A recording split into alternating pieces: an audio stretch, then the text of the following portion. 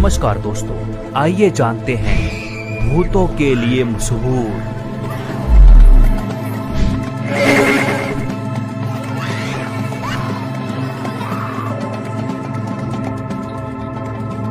सालासर और मेहंदीपुर बालाजी मंदिर की स्थापना कैसे हुई।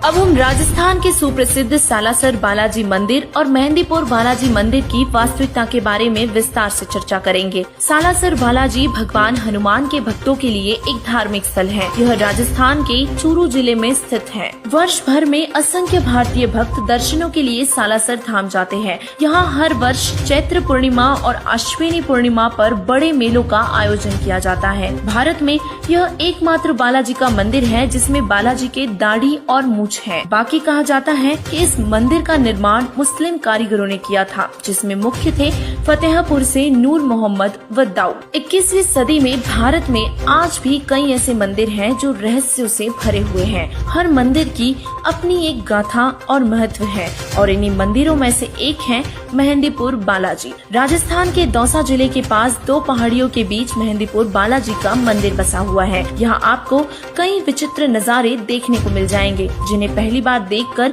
लोग हैरत में पड़ जाते हैं और कुछ डर भी जाते हैं। विज्ञान भूत और प्रेतों को नहीं मानता, लेकिन यहाँ हर दिन दूर दराज से ऊपरी चक्कर और प्रेत बाधा से परेशान लोग प्रेत मुक्ति के लिए आते हैं।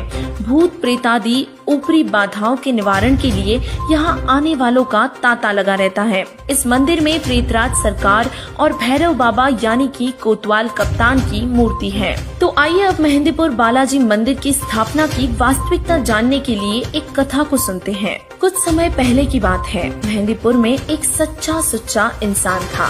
उसकी आयु लगभग 30 वर्ष हो चुकी थी। वह व्यक्ति परमात्मा की अच्छी खासी भक्ति किया करता था। उसने किसी कारण से विवाह नहीं करवाया था। जहाँ भी परमात्मा की कथा, सत्संग या चर्चा होती, वहाँ पर वह पहुँच जाया करता था। सब कहते थे कि गुरु बिना मोक्ष नहीं हो सकता और इसी बात को मद्देनजर रखते हुए उसने भी गुरु बनाया। उसका गुरु रामायण का पाठ व कथा किया करता था। कोई भी पाठ करना होता है तो देसी गाय या भैंस के घी की ज्योति जलाई जाती है जो हवन का काम करती है। उसने एक श्री राम का मंदिर भी बनवा रखा था। उसमें रामचंद्र, सीता व लक्ष्मण तथा हनुमान जी की मूर्तियां पत्थर की स्थापना कर रखी थी। उन मूर्तियों के सामने अखंड ज्योति जलती थी। किसी में प्रेत बाधा होती तो उस मंदिर में जग रही ज्योति को वह हनुमान की मूर्ति तथा श्री राम, लक्ष्मण एवं सीता जी की मूर्ति को देखकर चिल्लाने लग जाती। बाबा छोड़ दे, कभी नहीं आऊंगा, ऐसा कहकर जोर जोर से चिल्लाने लगती। कुछ देर में वह प्रेत बाधा वाला व्यक्ति शांत हो जाता और यह सब मेहंदीपुर वाला भक्त भी देखता था। वह भी जो कोई प्रेत बाधा वाला उसके संपर्क में आता, उसे गुरुधाम में ले जाता और भूत निकलवाता। एक बार उस व्यक्ति के गुरुजी बीमार पड़ गए। इलाज के लिए दूर शहर में चले गए। वहाँ लगभग 6 महीने रहना पड़ा और वहाँ गुरुजी की मौत हो गई। मेहंदीपुर वाला भक्त अपने घर पर केवल हनुमान जी की पत्थर की मूर्ति को, जो उसे बारिश के मौसम में एक ऊंचे स्थान पर मिट्टी कटकर बह जाने पर दिखाई दी थी, वहाँ मिली थी, जो कि बहुत ही अच्छी यानी कि साफ नहीं बनी थी, परंतु लगती थी कि हनुमान जी की है।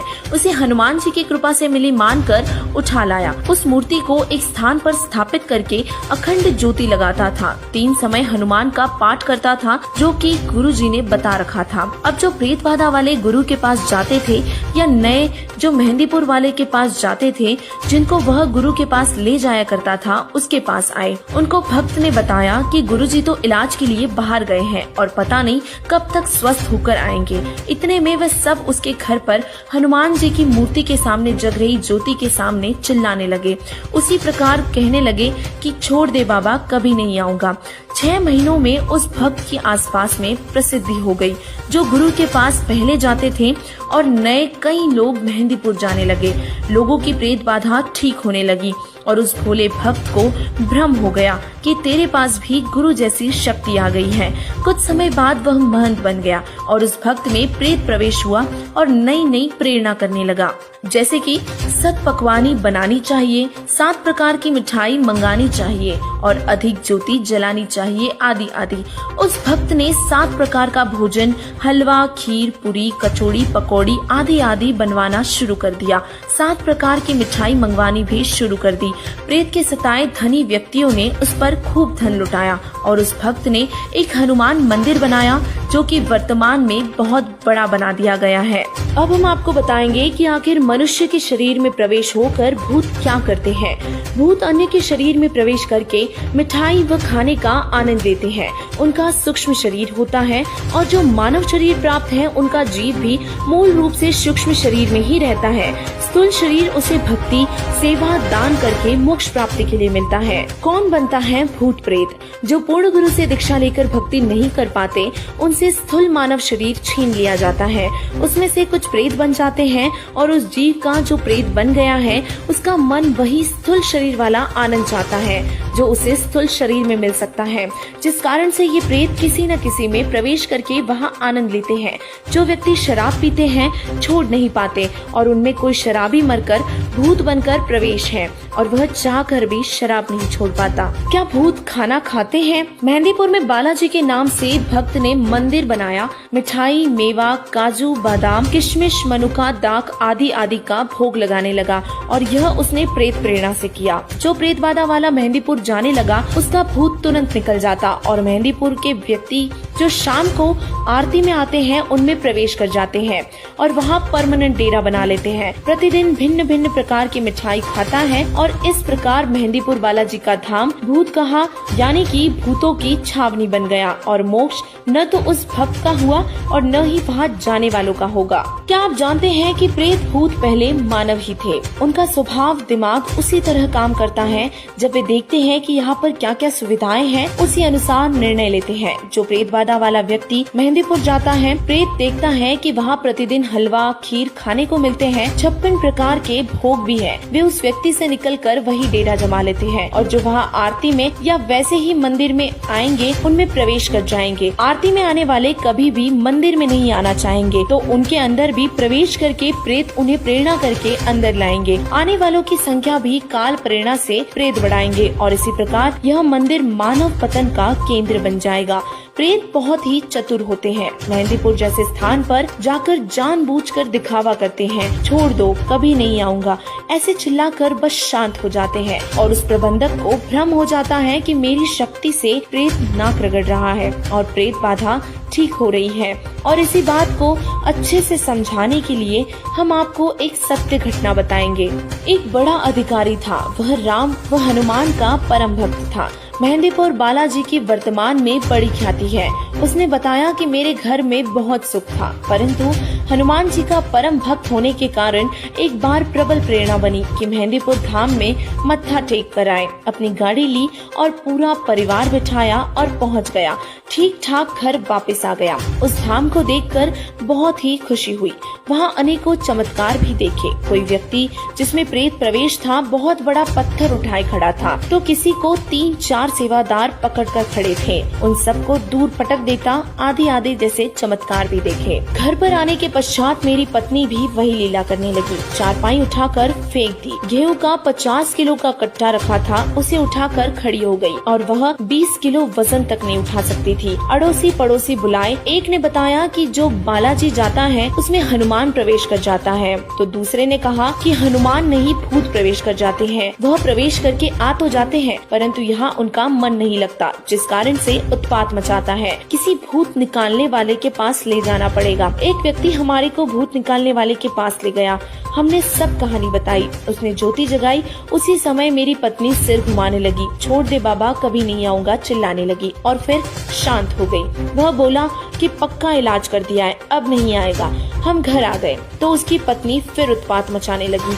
वह व्यक्ति अकेला ही अपनी पत्नी को लेकर उसी के पास गया। वहाँ जाकर भूत बोला कि मैं बालाजी का भक्त हूँ, तू क्या करेगा? भूत निकालने वाले की ओर संकेत कर रहा था। वह सयाना भूत निकालने वाला बोला कि इसे मेहंदीपुर लेकर चलना होगा, यह वही निकलेगा। 2 दिन बाद उस सयाने को साथ लेकर वह व्यक्ति अपनी पत्नी को लेकर मेहंदीपुर गया। वहाँ जाते ही उसकी पत्नी सिर घुमाने लगी। कुछ देर में ठीक हो गई, जिसके बाद वह व्यक्ति उस सयाने से बोला शीघ्र चलो। वह व्यक्ति बोला कि कुछ रुपए चढ़ा दो, कुछ प्रसाद ले लो, और उस व्यक्ति को जो उसने कहा वो किया और फुल स्पीड से गाड़ी चलाकर वहाँ से निकले। घर तक सब ठीक रहा। शाम को फिर वही लीला शुरू हुई। उस व्यक्ति की तो जान निकल गई कि यह क्या समस्या गले डाल दी है मेहंदीपुर जाके। उसके पश्चात जिसने जहाँ सयाना बताया गए। 1-2 दिन ठीक ठाक रहता और फिर वही समस्या। कई हफ्तों तक ठीक निकल जाता और फिर उसकी पत्नी में पहले एक भूत था, फिर 3 आ गए। उसमें 2 और प्रवेश करके वहीं से आ गए। भूतों ने बताया कि उस गांव में जितने व्यक्ति उस मंदिर में प्रसाद लेने आते हैं सब में प्रेत प्रवेश है। हमारे को स्थान नहीं मिला और इसीलिए इसमें प्रवेश करके आना पड़ा। आप पैसे वाले दिखाई देते थे और यही सोचा कि यहाँ कुछ तो अच्छा खाने को मिलेगा। मेहंदीपुर में तो हाउसफुल है, एक में कई भूत प्रवेश है। एक दिन उस व्यक्ति को संत रामपाल जी महाराज जी का भक्त मिला। उसने करोथा आश्रम चलने को कहा। उस व्यक्ति ने मना कर दिया। पूछा क्या खर्च लगेगा? भक्त ने कहा कि खर्चा कुछ नहीं लगेगा, सिर्फ परमात्मा की भक्ति करनी पड़ेगी और नाम लेना पड़ेगा। कई दिन तक वह भक्त उस व्यक्ति के घर आता रहा, तब वह व्यक्ति माना। वह अपनी गाड़ी में बिठाकर करोथा आश्रम में ले गया। वहाँ जाकर वह प्रेत बाधा समाप्त हो गई और अब ज्ञान हो गया कि आम के आम और गुठलियों के दाम यहीं पर है। मोक्ष भी होगा और 3 ताप भी कटेंगे।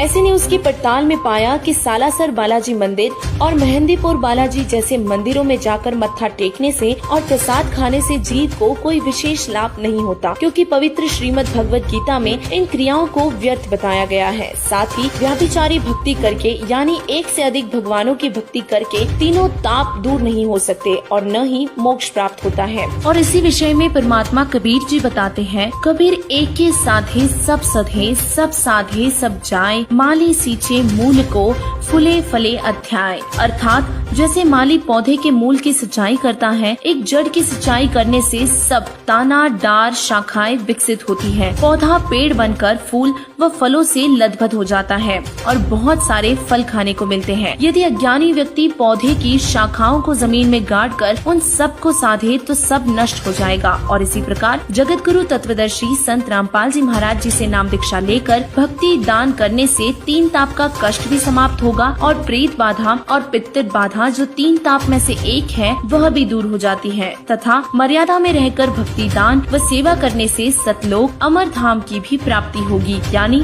पूर्ण मोक्ष भी होगा। मनुष्य जीवन के सभी कष्ट केवल पूर्ण परमात्मा कबीर जी की सद्भक्ति करने से ही समाप्त हो सकते हैं।